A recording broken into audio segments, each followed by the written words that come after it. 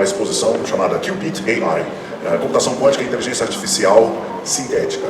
É uma realização da Fiesp, SESI, que conta com a colaboração do Senai e da Universidade de São Paulo. Como representante do Exército Brasileiro, eu gostaria de convidar o general de Exército Francisco Modesto, chefe do Escritório Regional do CISDIA. Também gostaria de convidar o general de divisão Alan Denilson Lima Costa, comandante de Defesa Cibernética. E representando a Fiesp, a senhora Clara Martioli, que é gerente do DSEG, Departamento de Segurança da Fiesp. E representando o Senai, eu gostaria de chamar o senhor Guilherme de Souza Dias, que é o supervisor de tecnologias educacionais do Senai.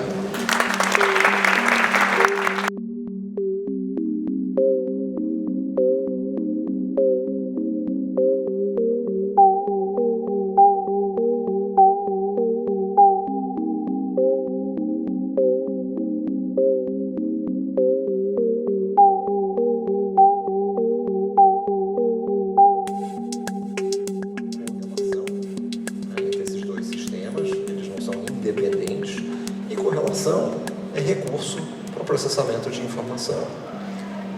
Finalmente, aí tem uma questão que é muito importante, eu falei da importância da interferência. Quando a gente fala, né, de passar de bit para qubit, que os qubits podem estar em superposições, que de certa maneira é como se eles estivessem ao mesmo tempo nos estados 0 e 1, os qubits podem ser emaranhados. Então eu posso ter dois sistemas independentes, né, cada um que pode estar nessa superposição de 0 a 1, e eles podem estar tão fortemente correlacionados que se eu obtenho informação sobre um deles, isso altera a informação que eu tenho sobre o outro.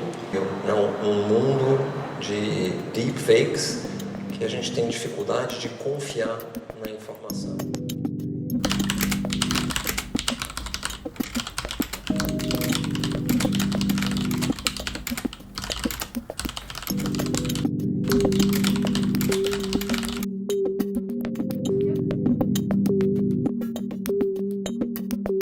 O que se usa normalmente na comunidade é vantagem quântica.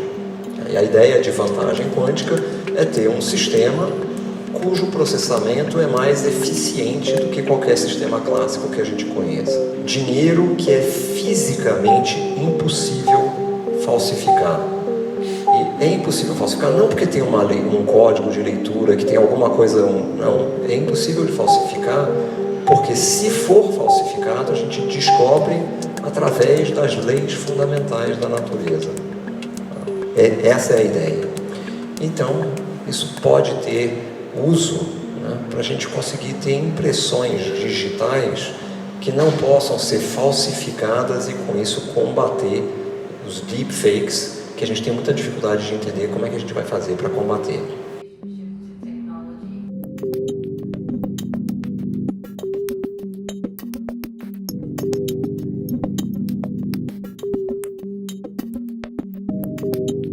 A tecnologia quântica, que a gente chama 2.0, na verdade, é utilizar esses efeitos quânticos como superposição, interferência, emaranhamento para conseguir alguma vantagem.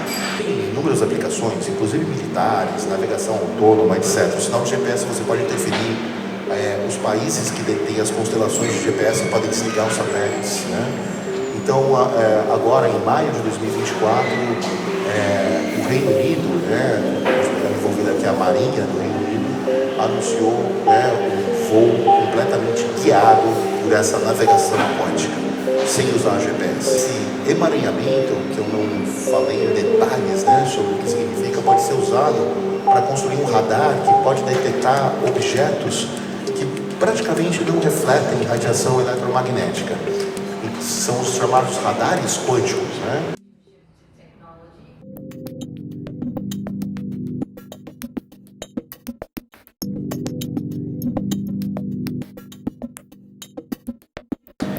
E aí tem os recordes de memória quântica, Então tem pessoas propondo sistemas altamente controláveis em que eles conseguem permanecer lá quânticos durante minutos, horas, Só que aí são sistemas muito fechados e são sistemas pequenos, então a memória vai continuar sendo clássica, pelo menos nos próximos anos, aí, provavelmente na próxima década. A gente está pensando geralmente em manipulação de informação. E a gente pode pensar que a natureza dessa imagem é muito diferente da natureza das imagens que a gente conhece, que tem a ver com a imagem analógica, a química, a imagem digital. Mas é diferente, por exemplo, da transmissão, do streaming. Não, é outra coisa. Não, é outra coisa. Porque a gente pode imaginar que isso poderia ser uma simples transmissão. Mas não não é. é isso. Não é. É de natureza física diferente. O objetivo não era usar isso no final, porque eu imaginava que a gente viria uma coisa meio borrão,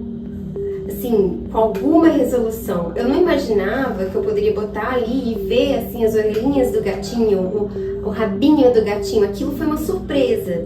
E quando eu vi, pra mim foi maravilhoso. O que forma a imagem é a luz. A gente não precisa de salvá-la, ela tá ali.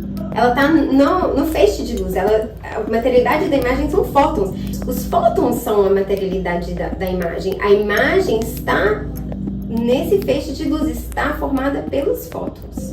Então, para mim, a materialidade dela é fotônica. Não precisa ler o artigo inteiro para entender que essa imagem é em si um paradoxo.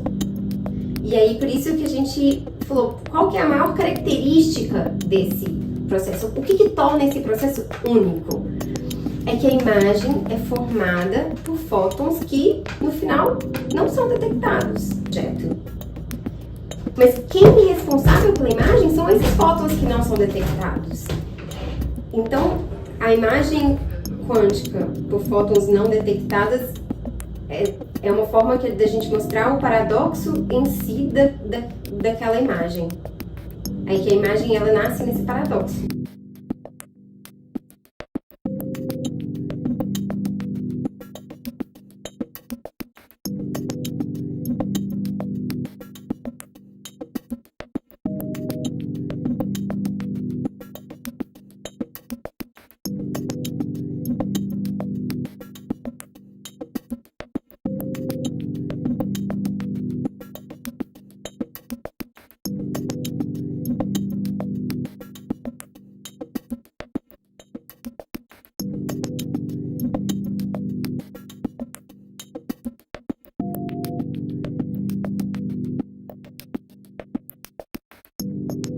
Essa imagem é de uma placa de silício que foi gravada com uma imagem de um gato e feixes de fótons foram produzidos. Um feixe de fóton passou pela placa de silício e o seu irmão gêmeo, ou sua irmã gêmea, foi captada numa câmera. A imagem foi produzida por fótons que não são detectados, que são esses fótons que passaram pelo silício, mas ela foi vista nos fótons que não passaram pelo silício, ou seja, ela foi vista onde ela não foi gerada, e ela foi gerada onde ela não foi vista.